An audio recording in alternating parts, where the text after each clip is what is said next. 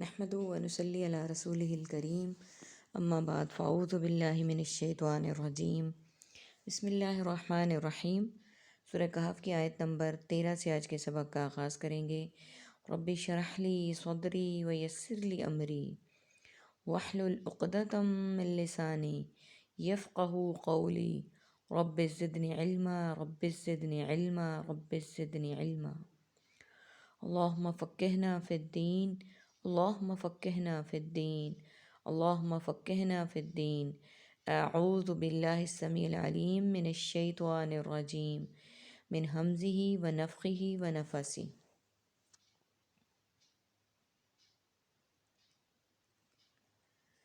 نحن ہم نقص علیک آپ پر بیان کرتے ہیں، نبأہم بالحق ان کا واقعہ حق کے ساتھ،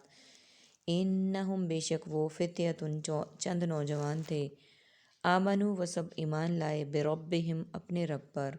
وزدناہم اور ہم نے زیادہ کر دیا ان کو، ہدا ہدایت میں، وربطنا اور ہم نے باندھ دیا، علی قلوبہم ان کے دلوں پر، اذ قاموا جب وہ سب کھڑے ہوئے، فقالوا تو ان سب نے کہا، ربنا ہمارا رب، رب السماوات والارض آسمانوں کا رب ہے اور زمین کا رب ہے، لن ندعو ہرگز نہیں ہم پکاریں گے، من دونہ الہا اس کے سوا کسی معبود کو، لقد بلا شبہ یقیناً، قلنا ہم نے کہی، اذا شطط اس وقت زیادتی کی بات، ہؤلاء قوم اتخذوا من دونی یہ ہماری قوم انہوں نے بنا لیے اس کے سوا کئی آلہتاً کئی معبود، لولا کیوں نہیں، یأتون وہ سب لاتے، علیہم ان کے معبود ہونے پر، بسلطان بین دلیل واضح، فمن اظلم پھر کون زیادہ ظالم ہے، ممن افترا اس سے جو باندھے، علی اللہ کذبا اللہ پر جھوٹ۔ سب سے پہلے میننگس کو دیکھ لیتے ہیں۔ نقص قصہ، قصص الانبیاء قصص القرآن، علیکہ علیحدہ، علی الاعلان اور علی العموم، نبأہم نبی نبوت انبیاء، آمنو ایمان مومن اور امن، زدناہم زیادہ زائد اور مزید، ربطنا رابطہ مربوط، قلوبہم قلبی تعلق امراض قلب اور قلوب و اذہان، قوم قائم قیام مقیم اور قیامت، لقالو قول اقوال مقولہ اور اقوال ذریں، ندعو دعا دعوت، مدعو اور دائی الخیر، اتخذوا اخذ ماخوذ اور مواخذہ، بسلطان سلطان سلطانی گواہ اور سلطنت، بین بیان دلیل بین مبینہ طور پر، اظلم ظلم ظالم مظلوم اور مظالم، افطرا افطرا پردازی مفتری، کذبہ کذب بیانی اور کذاب۔ عربک کے ورڈز ہیں ہمارے پاس فتیہ فتیتن نوجوان، دونی سوا، شططا زیادتی کی بات، دونی سوا، یأتون وہ لاتے، یہ سب عربک کے ورڈز ہیں ہمارے پاس، باقی سملر اور ریپیٹیڈ ورڈز ہیں ہمارے پاس۔ جیسا کہ ہم جانتے ہیں کہ سورہ کہف میں اصحاب کہف کا قصہ شروع ہو چکا ہے۔ اللہ سبحانہ وتعالیٰ آیت نمبر 13 میں فرماتے ہیں کہ ہم بیان کرتے ہیں آپ پر ان کا قصہ حق کے ساتھ، یعنی اصحاب کہف کا ان نوجوانوں کا قصہ حق کے ساتھ، سچائی کے ساتھ۔ نقص قصص سے ہے قصہ بیان کرنا، وہ چند نوجوان تھے جو ایمان لائے اپنے رب پر اور ہم نے زیادہ کر دیا انہیں ہدایت میں۔ فتیتن کہتے ہیں ایسی جماعت کو، ایسے چھوٹے سے گروہ کو جن کی تعداد 9 سے کم ہوتی ہے، تو یہاں پر ان نوجوانوں کی بات کی گئی کہ ہم ان کا قصہ بیان کرتے ہیں، ان کا واقعہ سچائی کے ساتھ بیان کرتے ہیں، جو کہ چند نوجوان تھے، وہ ایمان لائے تھے اپنے رب پر اور ہم نے انہیں زیادہ کر دیا ہدایت میں۔ ان کو اللہ تعالیٰ نے ہدایت کے کمال درجے تک پہنچا دیا، ان کو ہدایت بہترین دی، اعلیٰ و عرفہ دی، یہاں پہ اس بات کا ذکر ہے۔ اور ہم نے باندھ دیا ان کے دلوں پر، یعنی مضبوط کر دیے، یعنی اللہ پر ایمان کو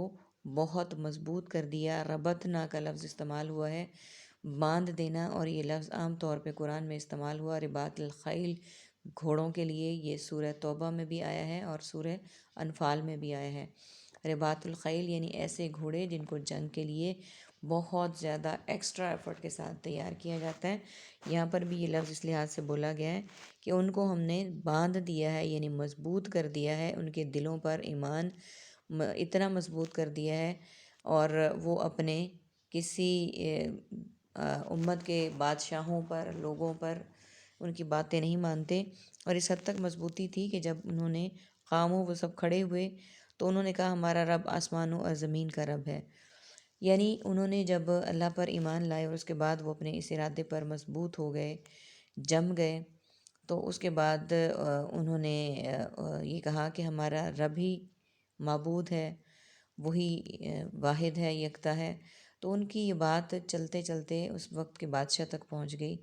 اس نے ان کو بہت ساری آفرز دیں، لالچ دیے کہ تمہیں میں بادشاہت دوں گا، مال دوں گا، اسباب دوں گا، تاکہ وہ اسلام سے پھر جائیں، لیکن اس کے باوجود وہ ایمان پر قائم رہے۔ تو اس لیے ان کے ایمان کو رباط کا لفظ دیا گیا ہے،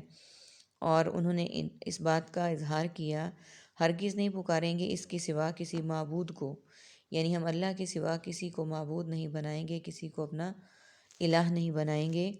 اور اگر ہم ایسا کریں گے تو بلا شبہ یقیناً ہم نے کہی اس وقت زیادتی کی بات۔ یعنی ایک قسم کی کمٹمنٹ انہوں نے اللہ سبحانہ و تعالیٰ کے ساتھ کی کہ ہم اللہ کے سوا کسی کو معبود نہیں بنائیں گے، اور اگر ہم ایسا کریں گے تو بلا شبہ ہم نے بہت ہی زیادہ زیادتی کی بات کی، بہت زیادہ ظلم کی بات کی۔ اور انسان جب اللہ کے سوا کسی کو معبود بنانے کی بات کرتا ہے تو وہ کسی انسان کے ساتھ زیادتی کی بات نہیں کرتا، وہ زیادتی اپنے ساتھ ہی کر رہا ہوتا، اور یہ ان کی زیادتی بھی اپنی ہی ذات کے ساتھ تھی۔ اس کے بعد دیکھیے نیکسٹ آیت،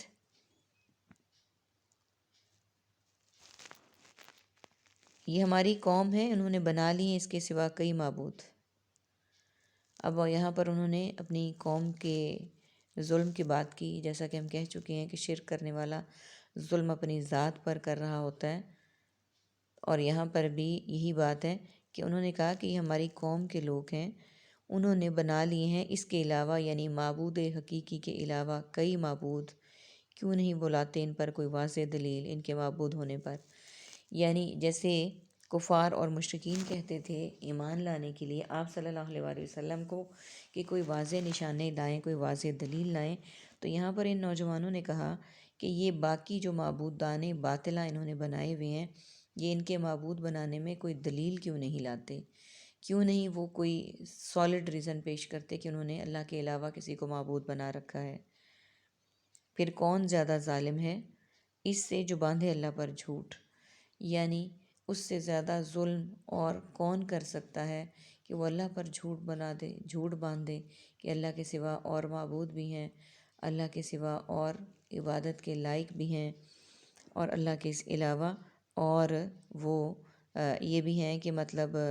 ان کو معبود بنایا جا سکتا ہے، ان سے مانگا جا سکتا ہے۔ جھوٹ معبودان باطلہ کہا گیا ہے ان کو قرآن میں بار بار، کہ انہوں نے ایسے معبود بنائے جو کہ خود ہل بھی نہیں سکتے تھے، جو کہ خود اپنے لیے کچھ نہیں کر سکتے تھے، تو وہ ان کے لیے انہوں نے کیا کرنا تھا۔ اور یہاں پر یہی بات بتائی گئی ہے ان نوجوانوں کے ایمان کی۔ اللہ تعالیٰ سے دعا ہے کہ اللہ تعالیٰ ہمارا ایمان بھی، ربطنا جو اللہ سبحانہ تعالیٰ نے کہا ربطنا علی قلوبہم، ہمارے دلوں میں بھی اللہ تعالیٰ ایمان کو ایسے ہی مضبوطی سے باندھ دیں کہ اپنے ہر عمل سے ہم اللہ تعالیٰ کی وحدانیت کی تصدیق کریں، نہ صرف زبان سے اس کا اقرار کریں بلکہ دل سے مانیں کہ اللہ تعالیٰ ہی واحد ہے، یکتا ہے، معبود ہے، احد ہے، صمد ہے۔ اپنے ہر عمل سے بھی اس کا اظہار کریں، اپنے دکھ تکلیف اور آنے والے تمام معاملات اللہ سے ڈسکس کریں، اللہ سے شیئر کریں، اللہ ہی سے مدد مانگیں اور اسی سے اپنی ساری دعائیں مانگیں، کسی اور انسان کے سامنے اپنے دکھ پریشانیاں اور اس طرح کے حالات کو ڈسکس نہ کریں۔ آمین یا رب العالمین۔ وآخر دعوانا ان الحمد للہ رب العالمین۔ سبحانک اللہم وبحمدک، نشہد ان لا الہ الا انت، نستغفرک ونتوب الیک۔ السلام علیکم ورحمۃ اللہ وبرکاتہ۔